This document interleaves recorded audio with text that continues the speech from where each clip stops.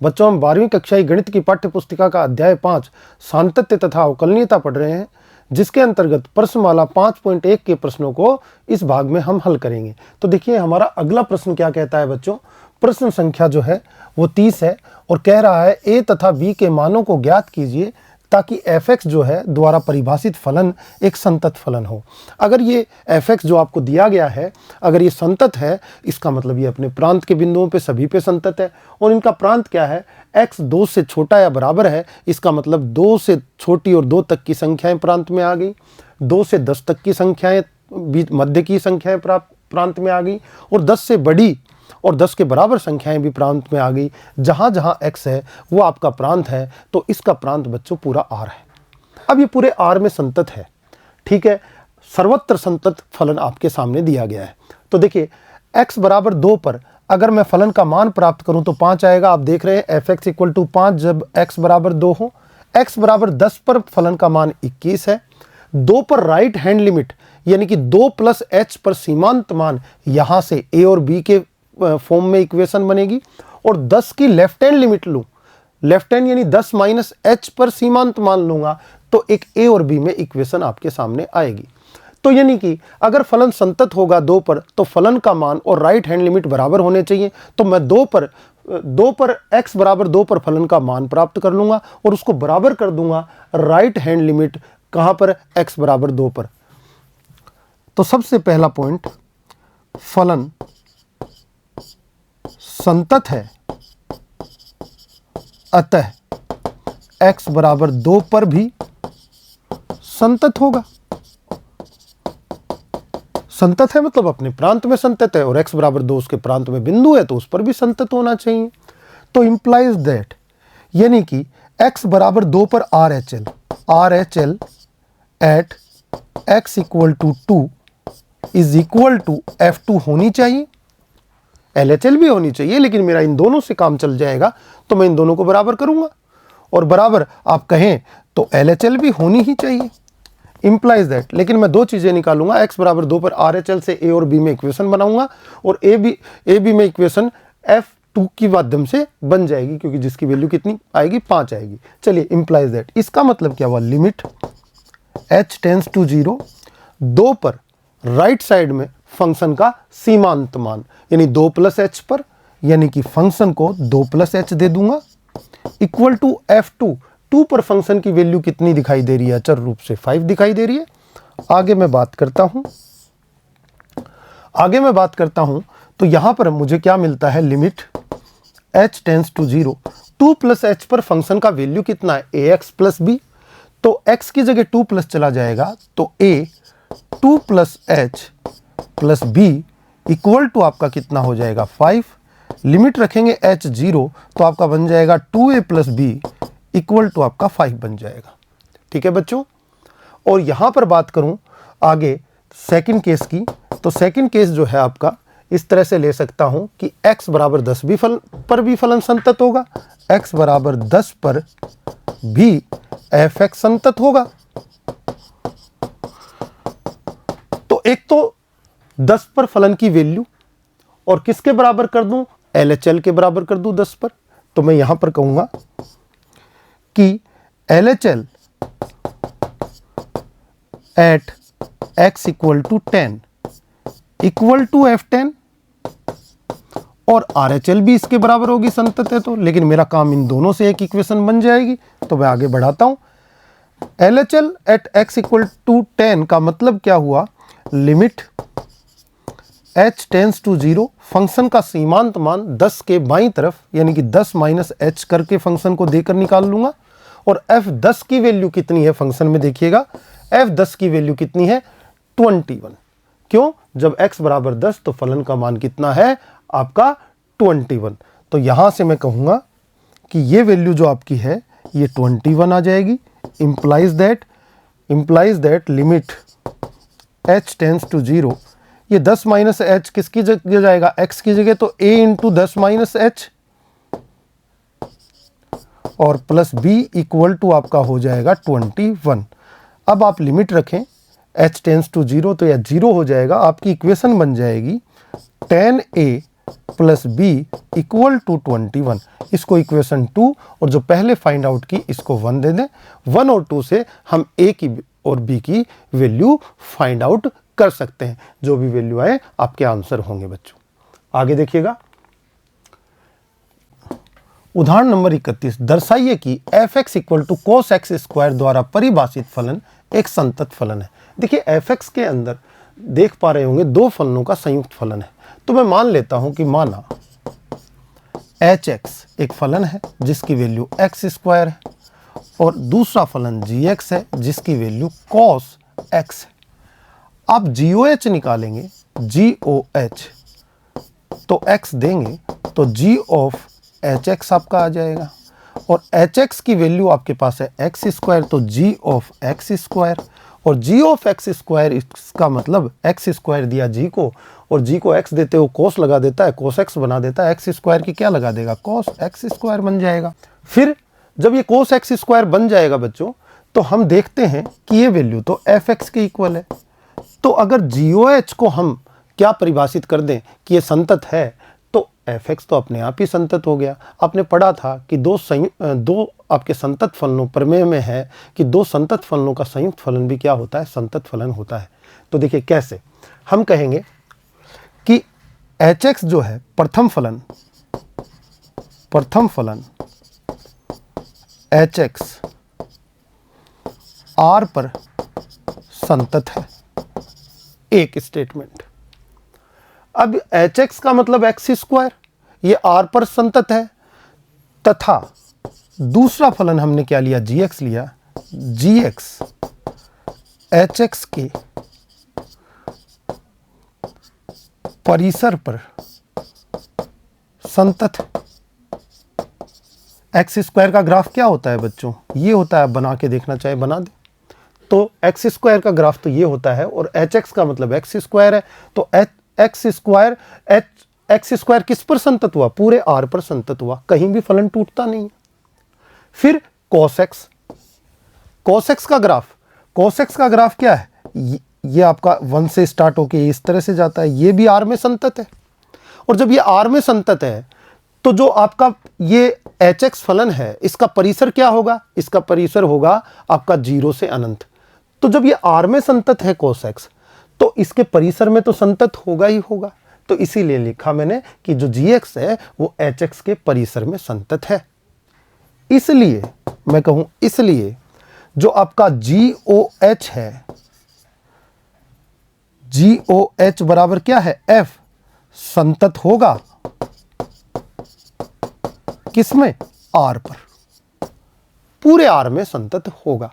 तो यहां से ये सिद्ध हो जाता है कि जो एफ एक्स है वो कोस एक्स स्क्वायर भी संतत होगा, क्योंकि एक्स कोस एक्स स्क्वायर और कोस एक्स का संयुक्त फलन है और संयुक्त फलन संतत होता है यदि वो दो फलनों से जिनसे बना है वो संतत हों।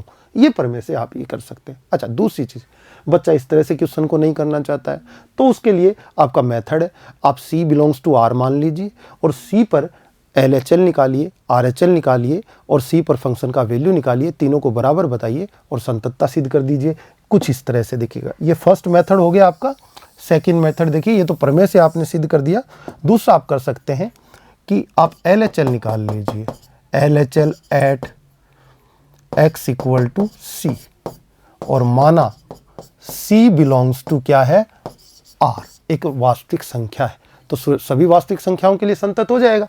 Limit h tends to 0, C पर फंक्शन का सीमांत मान निकालेंगे C माइनस h करके, आपका हो जाएगा limit h tends to 0, function पर को देंगे C माइनस h देंगे तो आपका क्या आ जाएगा, cos of C minus h का होल स्क्वायर।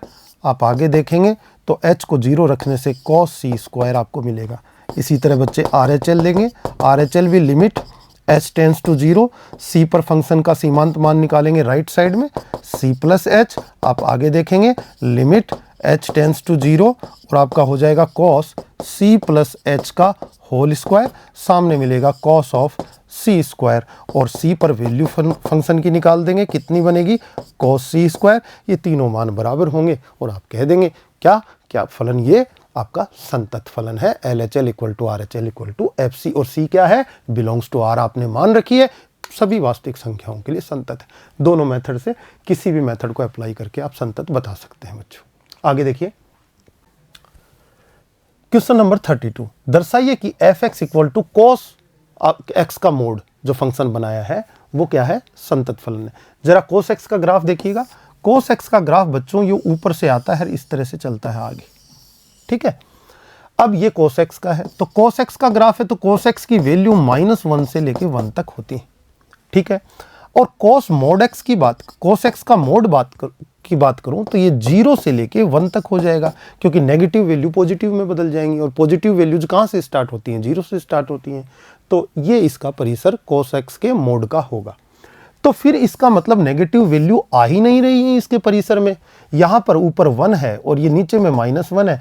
यहाँ पर तो नेगेटिव और पॉजिटिव दोनों प्रकार की वैल्यू cos x ग्रहण कर रहा है, लेकिन मोड लगा दिया तो ये नीचे वाला जो आलेख है ये ऊपर परिवर्तित हो जाएगा, मतलब ये नीचे आएगा यहाँ तक, और यहाँ से जो ये नीचे इस तरह से आना चाहिए था ये यहीं से ऊपर घूम जाएगा। कहाँ, ऐसे यूं चलेगा, और इधर भी इसी तरह से चलेगा, ठीक है। ये आपके cos x का मोड का ग्राफ है। देखो बच्चों, कहीं फलन नहीं टूट रहा है, ये भी संतत है। एक तो आपको आलेख से दिखा दिया गया है, आलेख बनाना चाहे तो। दूसरी बात, आप देख रहे हैं ये संयुक्त फलन है दो फलनों का, जो आपका fx है वो दो फलनों का संयुक्त है। जैसे कि हमने पिछला क्वेश्चन किया था उसी तरह से इस क्वेश्चन को भी कर सकते हैं। कैसे बताएंगे ऐसे बच्चे कि आप लिखेंगे कि माना जो आपका hx है उसको आप ले लीजिए cos x, और आप gx को ले लीजिए आप x का मोड। फिर आप इनका संयुक्त फलन बना के बता दीजिए, यानी कि आप निकालेंगे GOH, तो आप देखेंगे जब x देंगे तो g ऑफ hx आपका आएगा। hx का वैल्यू कितना हो जाएगा आपका, cos x हो जाएगा, तो g of cos x। g कैसे बिहेवियर दिखा रहा है, x दे रहे हो x के मोड लगा देता है, cos दोगे तो क्या करेगा, cos x के मोड लगा देगा। तो ये इस तरह से आपने देखा, यही किसके बराबर है, fx के। तो fx जो है वो g और h का संयुक्त फलन है। तो आप g और h का संयुक्त फलन जो fx है वो संतत होना चाहिए। पीछे आपने किया था, आपकी प्रमेय कहती है कि दो संतत फलनों का संयुक्त फलन भी संतत होगा, तो उससे आप सिद्ध कर देंगे कि ये भी संतत होगा। तीसरा तरीका जो आपको अभी बताया था उसी तरह LHL, C belongs to R मानकर LHL निकाल लीजिए, RHL निकाल लीजिए, C पर फंक्शन का वैल्यू बता दीजिए, तीनों बराबर हो जाएंगे। तीसरी बात देखिएगा, आप इस तरह से इस क्वेश्चन को कर सकते हैं कि माना एक पॉइंट है C belongs to R, x बराबर C एक पॉइंट है जो किससे बिलोंग करता है, R से। तब LHL निकाल दीजिए, किस पर, at x equal to C पर। कितनी आएगी, लिमिट h टेंस टू 0, सीमांत मान निकालेंगे। सीमांत मान किसके, फंक्शन के C के लेफ्ट साइड में जाकर आप देखेंगे limit h tends to 0, function में C माइनस h पुट करेंगे, mod cos of C minus h, और ये लीजिए मोड h को 0 करेंगे, cos C का मोड आपका आ जाएगा। आप RHL की बात करें at x equal to C, तो आप देखेंगे limit h tends to 0, function को वैल्यू देंगे C प्लस h, और h बहुत छोटी धनात्मक राशि है। आप कहेंगे लिमिट h टेंस टू 0, आपका क्या आ जाएगा, mode of cos C plus h, और मोड आगे h को 0 पुट करेंगे तो cos C का मोड आ जाएगा। इसी प्रकार फंक्शन का वैल्यू जब आप निकालेंगे C पर तो यहाँ से x की जगह C चला जाएगा, cos C का मोड। तीनों चीजें बराबर आ गई, तो आपने कहा C पर संतत है। C क्या थी, वास्तविक संख्या थी, प्रत्येक वास्तविक संख्या पे संतत हो गया। तो आप 2 या 3 तरीकों से क्वेश्चन को कर सकते हैं। आगे देखिए अगला 33वां, यहाँ पे भी sin x और mod x, ठीक है। sin mod x लिखा हुआ है तो 2 फलनों में बांट दीजिए, ये भी संयुक्त फलन है। पहला फलन fx इक्वल टू, मान लीजिए माना fx एक फलन है जो क्या है आपका mod x है, और gx एक दूसरा फलन है जो कि sin x है। अब आप GOF जब निकालेंगे तो आपका सामने वाला फलन आ जाएगा, कितना हो जाएगा, g of fx। g of fx ये हो जाएगी x मोड, और x मोड दोगे किसको, g को, तो g को x देते हो, साइन लगा देता है आगे, साइन x बना देता है, तो ये क्या बना देगा, साइन ऑफ मोड x। आपने देखा दो फलनों मोड x तथा साइन x का आपका दिया गया फलन संयुक्त फलन है। तो जब आप जानते हैं कि मोड x संतत है, क्यों, क्या ग्राफ होता है इसका ग्राफ होता है ये v सेफ का संतत होता है। साइन x आप जानते हो लगातार चलता रहता है, क्या ग्राफ होता है ये इस तरह से, और लेफ्ट साइड में भी इस तरह से, साइन x भी संतत फलन है। तो फिर इनका संयुक्त फलन जो बना ये भी क्या होना चाहिए बच्चों, संतत होना चाहिए। किसमें, r में, क्योंकि ये भी r में संतत है, ये भी r में संतत है। प्रथम फलन के परिसर में भी ये g जो है वो संतत होगा, इसलिए हम इसको क्या कह देंगे, संतत फलन कह देंगे। दूसरा तरीका आप करना चाहें तो वही तरीका, इसको fx मान लीजिए और c बिलोंग्स टू r, तो c पर LHL निकालिए, RHL निकालिए, मान निकालिए, तीनों बराबर आएंगे, c पर संतत कह लेंगे, जैसे आपने पिछले क्वेश्चन किए। अगला क्वेश्चन देखिएगा, मोड x और x प्लस 1 का मोड, दोनों के ग्राफ बताता हूं। मोड x का ग्राफ बच्चों ये हुआ, 0 पर बिहेवियर चेंज करता है। x प्लस 1 का जो ग्राफ है बच्चों ये 0 और ये आपका -1, तो ग्राफ कुछ इस तरह से आता है इसका आलेख। बताइए, बिना मार्कर हटाए मैं खींच रहा हूं, ये आपका मोड x और ये आपका x प्लस 1 का मोड, दोनों संतत हैं कि नहीं है, बिल्कुल संतत है। आप कहेंगे मोड x r में संतत है, मोड ऑफ x प्लस 1 भी r में संतत है। दो संतत फलनों से के व्यकलन से बना नया फलन भी संतत होता है, इसलिए ये भी क्या होगा, संतत होगा। ये r में संतत है, ये r में संतत है, ये भी किस में संतत होगा, r में संतत होगा, r में संतत होगा, सभी वास्तविक संख्याओं के लिए संतत हो गया, तो कोई ऐसा सातत्य का बिंदु प्राप्त नहीं होगा। दूसरी बात, बच्चे इस तरह से इस क्वेश्चन को नहीं लिखना चाहते तो दूसरा तरीका भी अपने पास, देखिए क्या है वो तरीका, देखिएगा हम इसको ओपन कर लेंगे बच्चों। ओपन कैसे करते हैं, मोड के अंदर क्या वैल्यू है x, रफ काम बता रहा हूं, ये जो आपको करना है किस तरह से ओपन किया जाता है। देखिए रफ काम बता रहे हैं कि मोड के अंदर जो भी वैल्यू है x है, फर्स्ट मोड सेकंड मोड, दोनों मोड में जो जो वैल्यू है उनके बारे में बात करेंगे। उसको 0 के इक्वल रखो और x का मान निकालो, तो ये तो x का मान 0 आ गया यहाँ तो सीधे ही। दूसरे केस में x प्लस 1 मोड के अंदर है, इसको 0 के इक्वल रखो, x का मान निकालो -1, तो x के दो मान प्राप्त हुए, 0 और -1। आपकी संख्या रेखा खींचिए, माइनस अनंत से अनंत आपकी वास्तविक संख्याएं होती हैं, उसमें दो बिंदु, पहले आएगा आपका -1 फिर आएगा आपका 0। ठीक है बच्चों, ये 3 अंतराल बने। अगर 2x के मान निकल कर आते हैं तो 3 अंतराल बनेंगे, 3x के मान निकल कर आते हैं तो 4 अंतराल बन जाएंगे। एक ज़्यादा अंतराल बनता है, माइनस अनंत से -1 तक के अंतराल को बोला जाएगा। यहाँ पर जितने भी x होंगे वो -1 से छोटे होंगे, नहीं होंगे क्या, बिल्कुल होंगे। यहाँ पर जो x होंगे -1 और 0 के बीच में, तो उनके लिए कंडीशन बनेगी कि -1 से बड़े और 0 से छोटे, इस केस में, और ये इस केस में। और इस केस में क्या कंडीशन बनेगी, इसमें बनेगी कि जो x है वो ग्रेटर देन 0 है।